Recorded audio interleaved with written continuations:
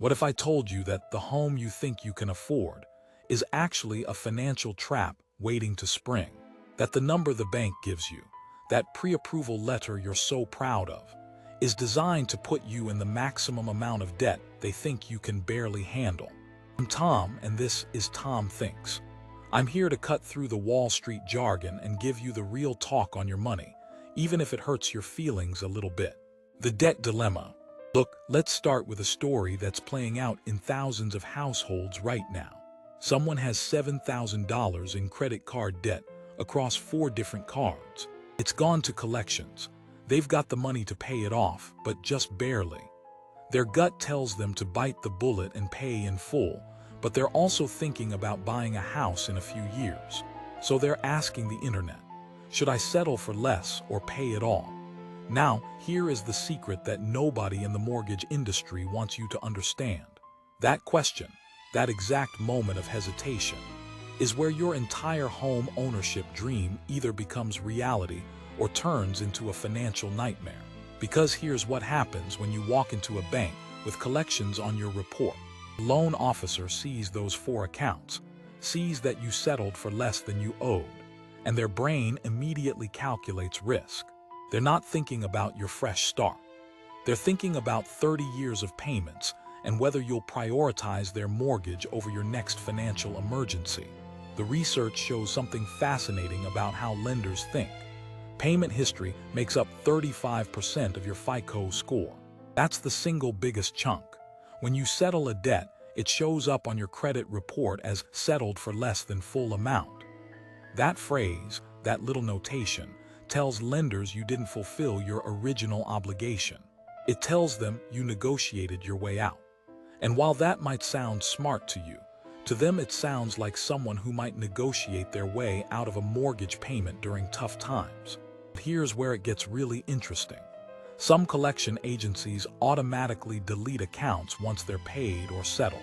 Companies like Portfolio Recovery, Midland, LV&V, Jefferson Capital, and Calvary. They do this automatically. So if you negotiate what's called a pay-for-delete agreement and get it in writing, you might actually come out cleaner than if you just paid in full.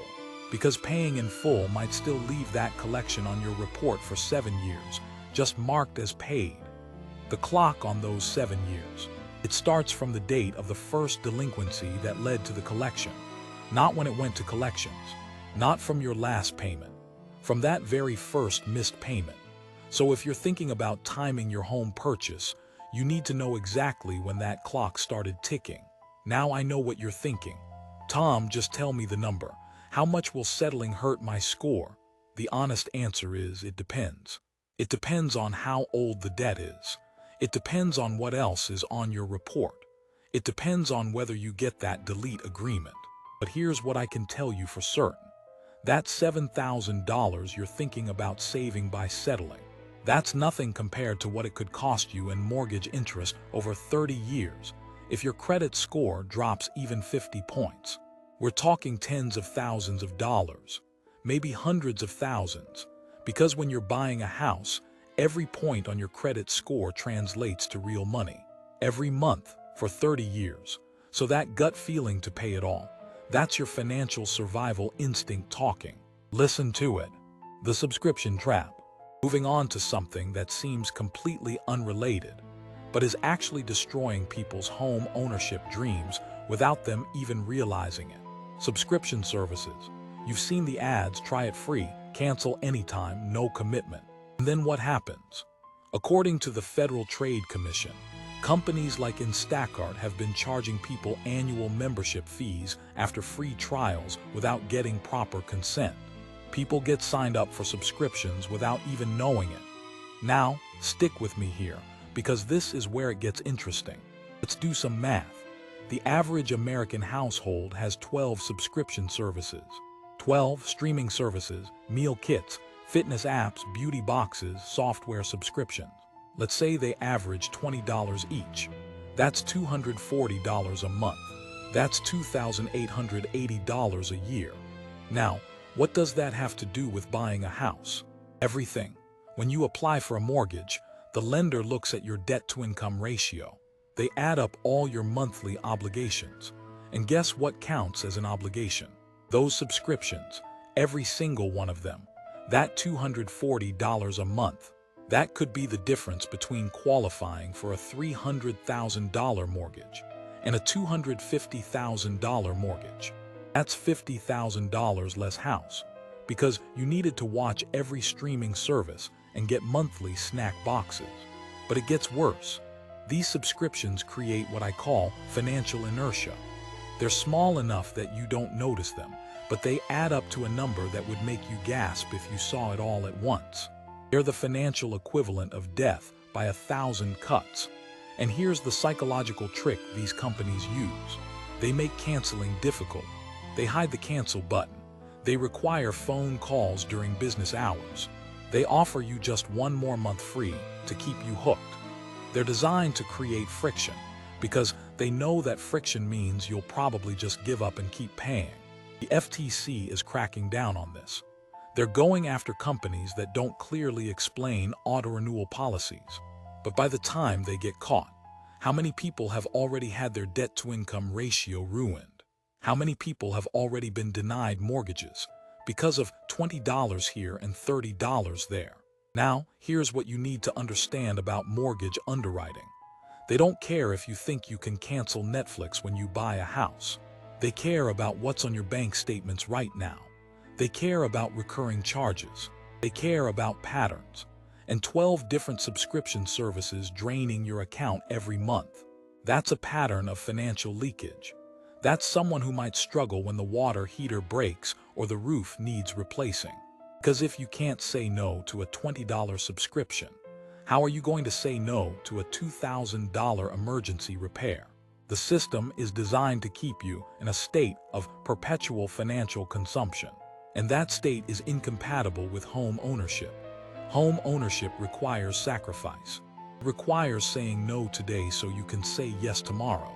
It requires looking at every dollar and asking, does this get me closer to my down payment or further away? The credit repair scam. To understand this better, let's talk about another trap that's specifically designed to prey on people who want to buy homes. Credit repair scams. The Federal Trade Commission has been warning about this for years. Companies that promise to remove accurate, up-to-date information from your credit report. They promise to fix your credit quickly so you can get that mortgage. And they're complete frauds. Here's how the psychology works. You're stressed about your credit score. You know you need to improve it to buy a house. You're overwhelmed by the complexity of credit reports and FICO scores.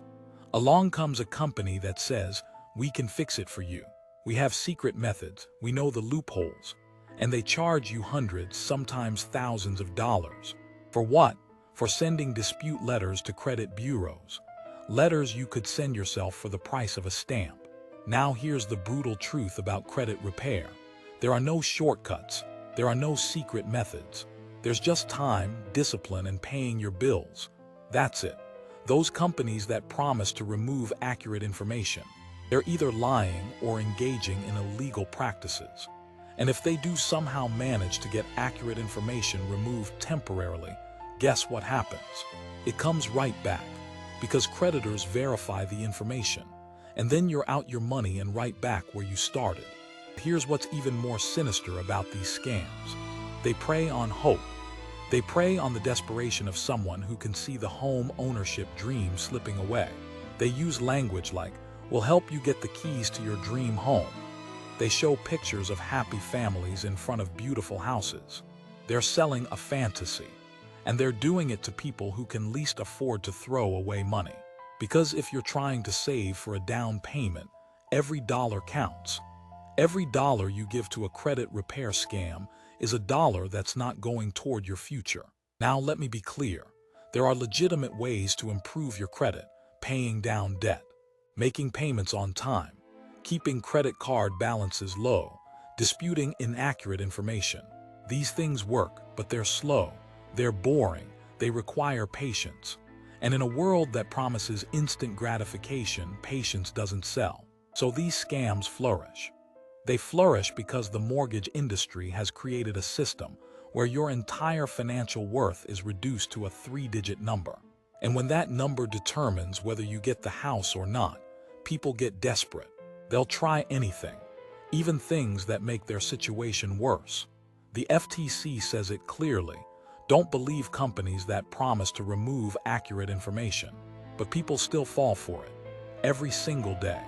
Because the alternative, waiting, saving, being patient, feels impossible when you're watching home prices rise faster than you can save, when you're watching interest rates climb, when you feel like you're running on a treadmill that's speeding up. That feeling of desperation, that's exactly what these scams are designed to exploit. The real debt to income. But what happens next? You've cleaned up your credit, you've canceled your subscriptions, you've avoided the scams. Now you walk into the bank and they give you a pre-approval number. And that number feels like winning the lottery. It's huge. It's more than you ever thought you could borrow. This is where most people make their fatal mistake. They think the bank's number is what they can afford. It's not. The bank's number is what you can barely survive. Let me explain how this works. The bank looks at your gross income, not your take-home pay, your gross. Then they subtract your minimum debt payments, your car payment, your student loans, your credit card minimums, what's left over. They'll let you spend up to 43% of your gross income on total debt payments. That's the general rule, 43%. Now do the math with me. Let's say you make $6,000 a month gross. That's $72,000 a year. 43% of $6,000 is $2,580. If you have $800 in existing debt payments, that leaves $1,780 for a mortgage payment, principal, interest, taxes, insurance, and any homeowners association fees, all in $1,780. At today's interest rates, that might get you a $300,000 mortgage, maybe $350,000 if you have a big down payment. Sounds great, right? But here's what they don't tell you. That 43% is the absolute maximum, the edge of the cliff, the one emergency away from disaster number. And they're calculating it on your gross income, not your take-home pay. If you're taking home $4,500 after taxes, health insurance, and retirement contributions, that mortgage payment of $1,780 is almost 40% of your actual take-home pay. Before you pay for food, before you pay for utilities, before you pay for gas, before you save for retirement, before you have any fun at all. Now, here's where the research gets really scary. Remember that budget bill analysis, the one that showed how cuts to programs could affect people. It mentioned something crucial. An older couple living on $21,000 a year would pay $8,340 more for Medicare next year if certain programs were cut. That's almost 40% of their entire income, just on healthcare. Now, I'm not making a political point here. I'm making a mathematical point. Systems change, programs get cut, taxes go up, insurance premiums increase. Your property taxes will definitely go up. And if you're spending 43% of your gross income on housing, you have zero buffer, zero room for error. You're one healthcare crisis, one job loss, one interest rate hike away from losing everything. The bank doesn't care about that. The bank gets paid either way. If you default, they take the house and sell it.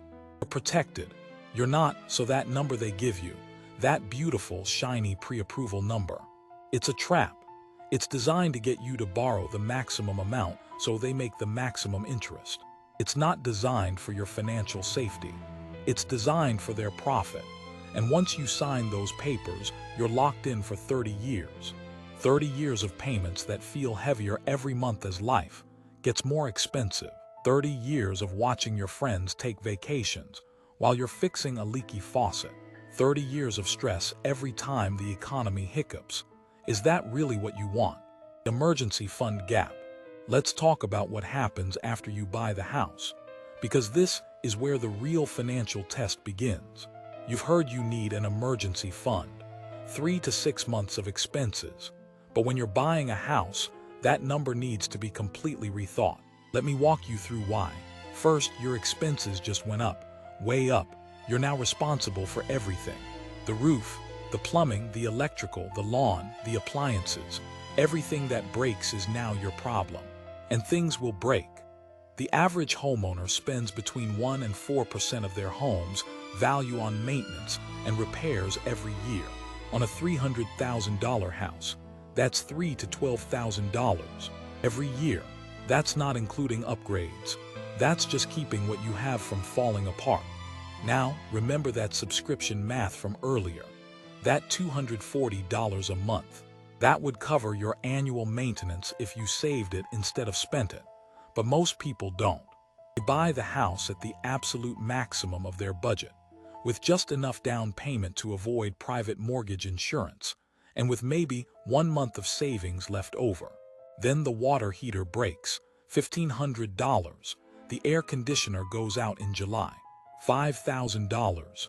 The roof starts leaking, $10,000. And suddenly they're putting it on a credit card at 29% interest. And they're right back in the debt cycle they just escaped. It gets worse, because now they have a mortgage payment too.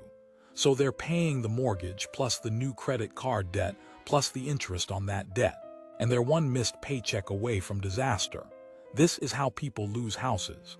Not because they can't afford the mortgage payment, but because they can't afford the life that happens around the mortgage payment. The research shows something fascinating about financial stress. People facing higher out-of-pocket costs for healthcare cut back on necessary care. They skip medications. They avoid doctor visits. They put off procedures. And this leads to worse health outcomes, which leads to more healthcare costs down the road.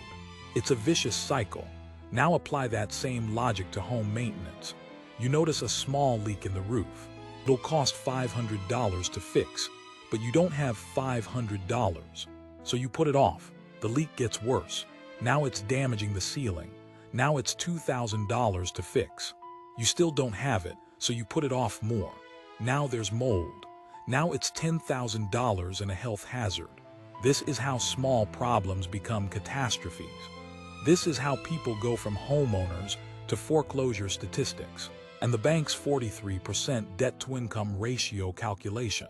It doesn't account for any of this. It doesn't account for maintenance. It doesn't account for emergencies. It doesn't account for life.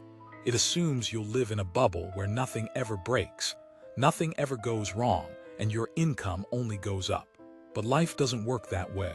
Cars break down, kids get sick, jobs get eliminated, economies recess. And if you're spending 43% of your income on housing, you have no margin for error. Living on the edge. And the edge is a dangerous place to build your future. The real number. So what's the real number? How much home can you actually afford?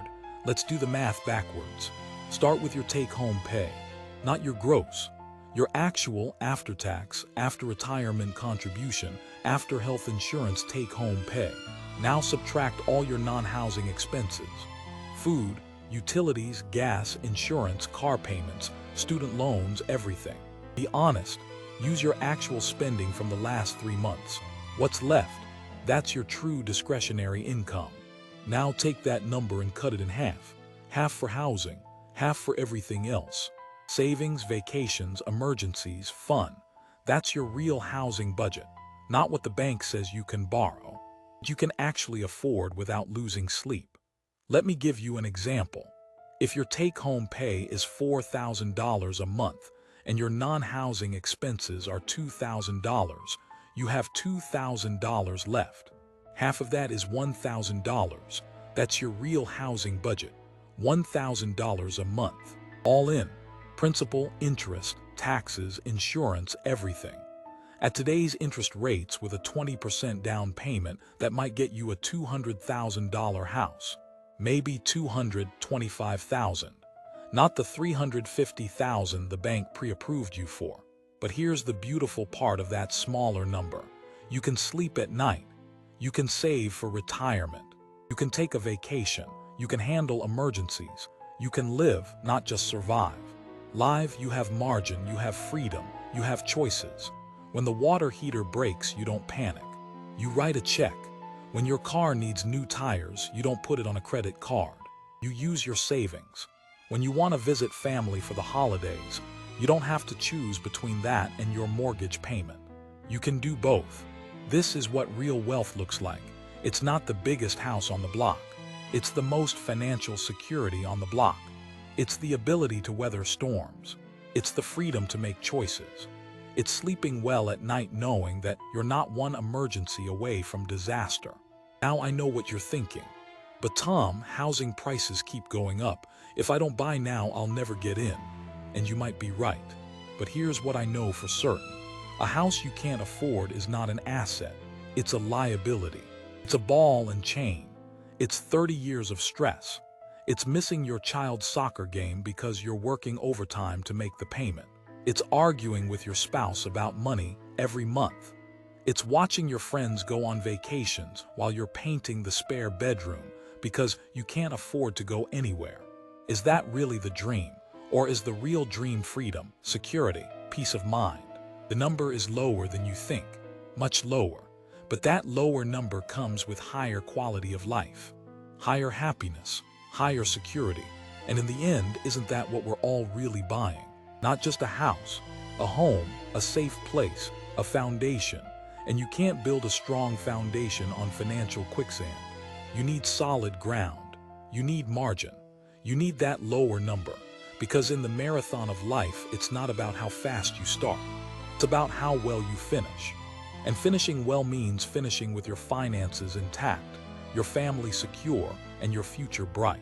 That's the real number. That's what you can actually afford. Found this interesting? Subscribe to the channel. Give this video a like, share it out, and drop your questions or ideas in the comments. Until our next adventure.